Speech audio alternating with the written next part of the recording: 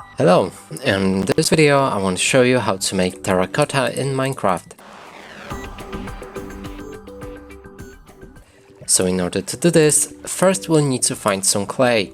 It's usually found in any water sources, and right here we're in the swamp, and that's the best place to find it. So you can see a bunch of clay all around right here. It's this gray blocks. So get your shovel, mine some of it. You'll need lots of it if you want to build many things with terracotta, so make sure that you're well prepared for that.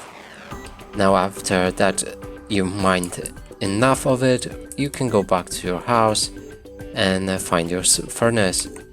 So I don't need to mine it because I'm playing on a creative right now.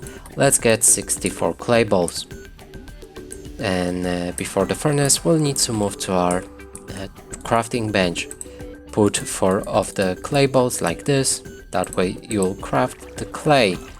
It's the block that you've just mined, so make sure not to place it anywhere, because that way you'll get the clay balls again straight out of it. Now let's move to our furnace.